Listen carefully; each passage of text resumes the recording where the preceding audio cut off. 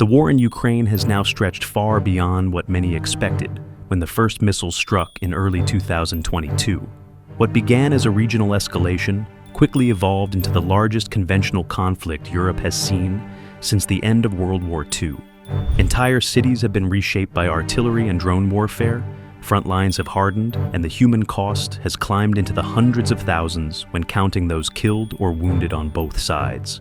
Precise numbers remain disputed, but what is not disputed is the scale. This is no limited skirmish.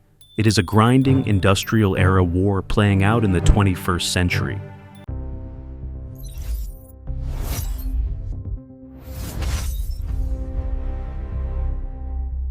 Throughout this conflict, one constant has been the visible and sustained support of the United States for Ukraine.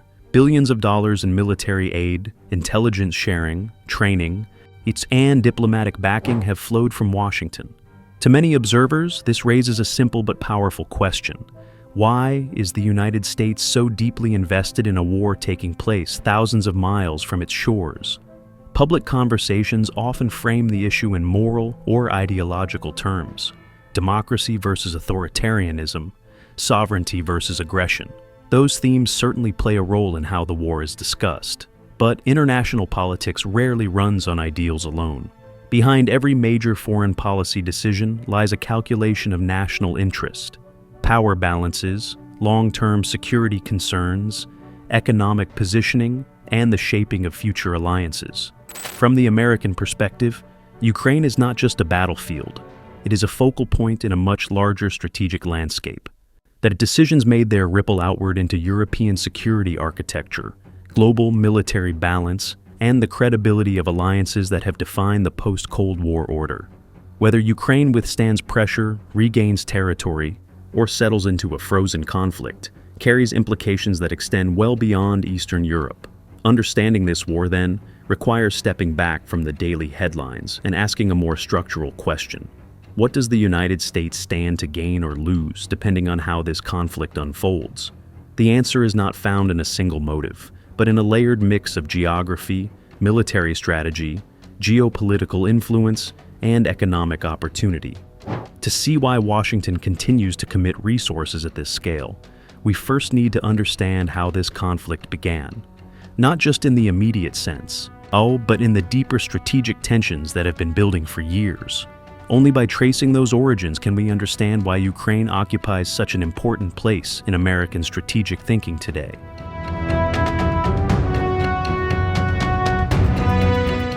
To understand why Ukraine became the center of such intense geopolitical struggle, we have to rewind nearly a decade before the full-scale invasion. The roots of today's war lie in a moment when Ukraine stood at a crossroads, politically, economically, and strategically, between deeper integration with Europe and continued alignment with Russia.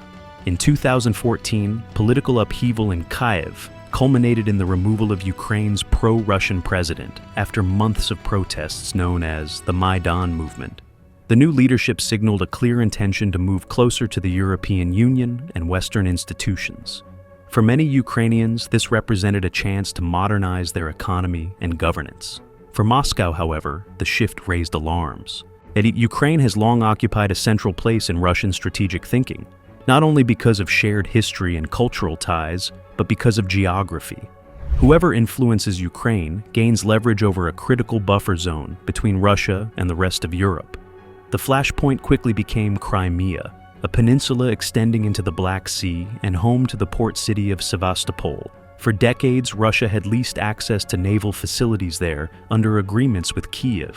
Sevastopol was, and remains, one of Russia's most strategically valuable military footholds, allowing year-round naval operations in waters that connect to the Mediterranean and beyond. When Ukraine's political direction suddenly shifted westward, Russian leaders feared that future access to this base could be restricted or revoked. Within weeks, the Russian forces moved to seize control of Crimea, and the territory was annexed following a disputed referendum.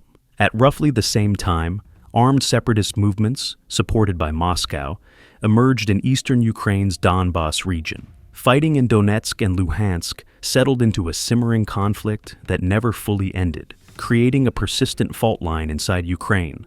What followed was not just a territorial dispute, but a prolonged strategic standoff, Ukraine attempting to solidify ties with Western institutions, and Russia seeking to maintain influence along its borders. From a broader geopolitical perspective, 2014 marked the moment Ukraine transformed from a regional balancing state into a frontline arena of great power competition.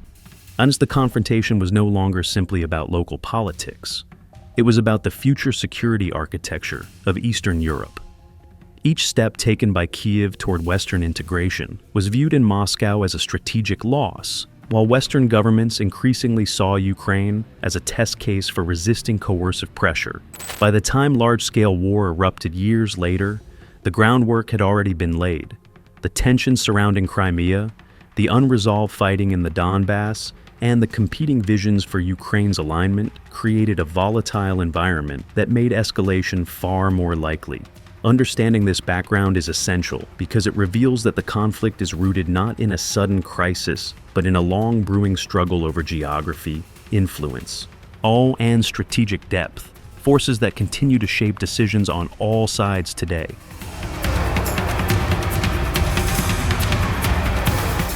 At the heart of the strategic struggle over Ukraine lies a piece of geography that military planners have obsessed over for centuries: access to reliable warm water ports.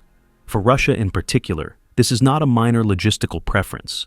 It is a structural constraint that has shaped its naval doctrine and foreign policy for generations. Much of Russia's coastline is affected by seasonal ice or geographic choke points, limiting consistent naval operations. The Black Sea port of Sevastopol, located in Crimea, stands out because it allows year-round deployment without those same restrictions. Sevastopol is more than just a harbor. It is the operational anchor of Russia's Black Sea fleet. From this position, Russian naval forces can project power into the eastern Mediterranean, influence shipping lanes, and support military operations far beyond their immediate borders. The port connects, via the Turkish Straits, to broader maritime routes that touch the Middle East and North Africa, regions where Russia has sought to expand its diplomatic and military footprint. Losing dependable access to such a hub would not simply inconvenience naval logistics, it would narrow Russia's ability to sustain a persistent presence in key theaters. From Washington's strategic viewpoint, this geographic reality carries significant implications. If Russia's ability to operate freely from Sevastopol were diminished, its capacity to maintain continuous naval pressure in adjacent regions would be constrained. Naval power is not just about ships. It is about endurance, resupply, and proximity. A fleet that must rotate through more distant or restricted bases operates with reduced flexibility, slower response times, and higher operational costs. Over time, these limitations shape what a state can credibly threaten or defend. The importance of Sevastopol also highlights why Crimea became such a decisive flashpoint. Control of that peninsula directly influences the balance of maritime power in the Black Sea basin. For Russia, retaining that foothold helps preserve strategic depth and regional influence. For observers in the United States and allied capitals, any shift in that balance would ripple outward into alliance planning, deterrence posture, and crisis response calculations. Seen through this lens, the contest over Crimea is not merely symbolic or territorial. It is about the infrastructure that enables long-term power projection. Geography, once again, dictates strategy. Ports, supply lines, and access corridors quietly determine how influence is exercised far from home waters. Understanding the outsized role of Sevastopol helps explain why this small stretch of coastline sits at the center of a much larger geo. The strategic value of naval access does not stop at regional dominance. It extends directly into how power is exercised across neighboring theaters, particularly the Middle East. Russia's ability to sustain influence beyond its immediate borders depends heavily on whether it can maintain a reliable maritime presence connecting the Black Sea to the Mediterranean. This is where the implications of Crimea and the Black Sea Fleet move from abstract strategy into real-world geopolitical leverage. Consider Syria, where Russia has maintained a military foothold for years. Naval logistics, moving equipment, supplies, and personnel rely on predictable sea access. A fleet operating efficiently from the Black Sea can reinforce overseas positions, signal commitment to partners, and complicate the calculations of rival powers. When naval mobility is secure, diplomatic leverage tends to follow. A visible military presence changes how negotiations unfold, how alliances are perceived, and how escalation risks are weighed. From an American strategic perspective, any factor that limits a competitor's ability to sustain distant operations alters the regional balance. Military influence is cumulative. It is built not only on combat capability, but on endurance and reach. If a navy faces higher logistical friction, longer supply routes, political choke points, or reduced basing options, its ability to maintain constant pressure diminishes. That in turn affects how confidently it can support partners or shape events on the ground. The Middle East is particularly sensitive to these dynamics because it sits at the crossroads of global energy flows, maritime trade, and long-standing security rivalries. External powers rarely operate there in isolation. Their presence signals commitments that ripple across alliances and adversarial relationships alike. A sustained naval footprint provides options: humanitarian missions, deterrence patrols, rapid response, that extend far beyond traditional combat roles. What makes this relevant to the Ukraine conflict is the chain reaction linking geography to influence. Control over strategic basing affects operational tempo. Operational tempo affects credibility. Credibility affects diplomacy. When one link in that chain weakens, the downstream consequences reshape how power is projected and perceived. In this sense, the struggle over access points in the Black Sea connects directly to the broader question of who can maintain consistent presence in adjacent regions. It illustrates a core principle of geopolitics.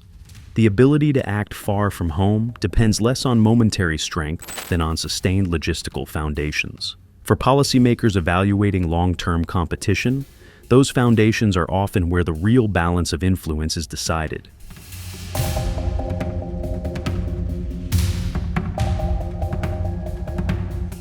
Beyond naval access and regional influence, the conflict in Ukraine also carries profound implications for Europe's land-based security architecture, particularly the evolving posture of NATO. Geography again plays a decisive role. Ukraine sits between Russia and several NATO member states, functioning historically as a buffer zone.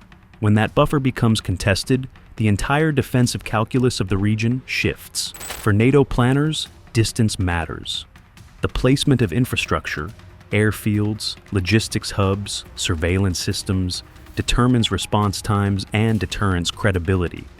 A more stable and Western-aligned Ukraine changes how the alliance envisions its eastern flank. Even without formal membership, closer military cooperation increases intelligence sharing, joint exercises, and interoperability. These incremental steps accumulate into a denser security network stretching across Eastern Europe. From Moscow's perspective, such developments compress strategic depth, the geographic space that provides warning time and defensive maneuverability. From Washington's perspective, however, a reinforced Eastern security belt reduces uncertainty and strengthens collective deterrence. The objective is not necessarily forward aggression, but the creation of a posture where potential escalation becomes more predictable and therefore less likely. Deterrence is fundamentally psychological. It rests on shaping an opponent's expectations about cost, timing, and outcome. When infrastructure, partnerships, and rapid response capabilities are positioned closer to potential flashpoints, the threshold for miscalculation rises. Military planning becomes less about immediate confrontation and more about stabilizing the environment through visible preparedness. Ukraine's position amplifies these dynamics because it occupies critical terrain linking the Black Sea region to Central Europe. Transportation corridors, airspace control, and ground maneuver routes all intersect here. A cooperative security relationship with Kyiv therefore affects not just bilateral ties, but the wider geometry of alliance defense planning. Importantly, these shifts are gradual rather than absolute. Security architecture evolves through layered commitments, exercises, and institutional integration over time. Yet each incremental adjustment alters how both sides perceive the balance of risk and opportunity. In that sense, that Ukraine represents more than a single front line. It is a pivot point in the broader effort to shape long-term stability along Europe's eastern edge. Understanding this dimension reveals why the conflict is viewed in Washington not only as a regional crisis, but as part of a larger project of maintaining deterrence credibility. The placement of partnerships, infrastructure, and defensive networks ultimately influences how future crises are managed, and whether they escalate at all.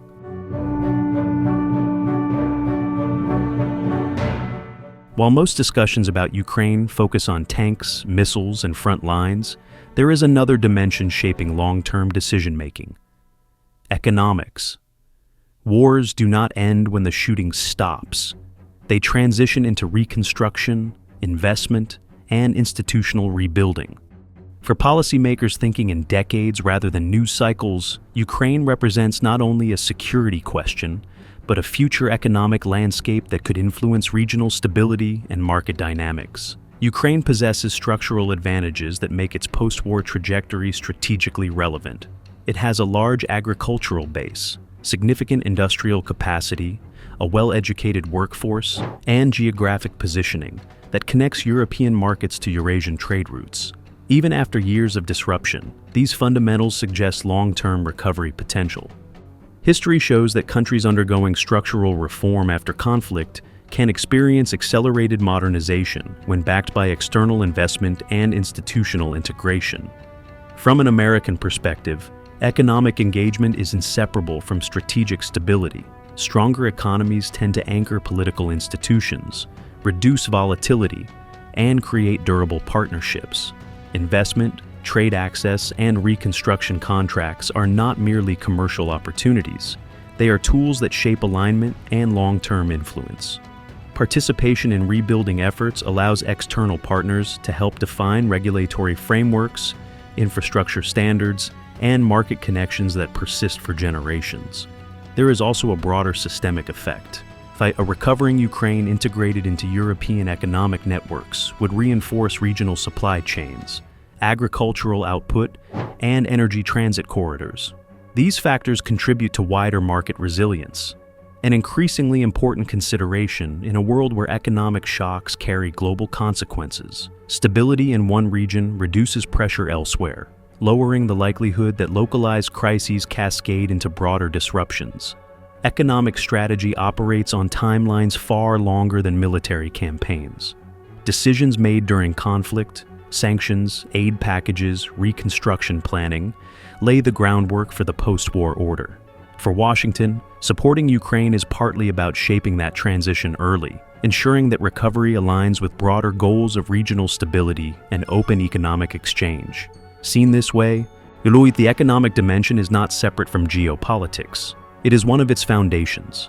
Markets influence alliances just as alliances influence markets. The future of Ukraine's economy therefore intersects with questions of influence, partnership, and long-term balance, reinforcing why the conflict is evaluated not only through a military lens, but through the enduring structures that follow war.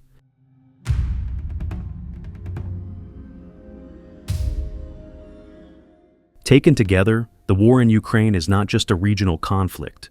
It is a convergence point for military geography, alliance politics, and long-term economic positioning. From Washington's perspective, support for Ukraine reflects a layered calculation rather than a single motive. The outcome of this war influences naval access, regional deterrence, alliance credibility, and the future structure of European stability. Each of those elements feeds into how power is balanced well beyond Eastern Europe. What makes Ukraine strategically significant is not simply where it sits on the map, but how control, alignment, and recovery there shape the wider environment. Geography affects military reach. Military posture influences diplomacy. Economic reconstruction determines whether stability becomes self-sustaining. These factors are interconnected, and decisions made during wartime echo long after the fighting subsides. For the United States, engagement is therefore less about short-term victory narratives and more about shaping the conditions under which future crises unfold. A stable and resilient Ukraine alters regional calculations, reduces uncertainty, and reinforces networks that underpin collective security and economic exchange. At the same time, Ukraine's own trajectory, its sovereignty, institutions, and recovery ultimately determines how durable those outcomes become. Understanding the conflict through this broader lens moves the conversation beyond headlines and into structural realities. Wars end, but the systems they reshape persist. In that sense, the significance of Ukraine lies not only in the present battlefield, but in how today's choices define tomorrow's strategic landscape.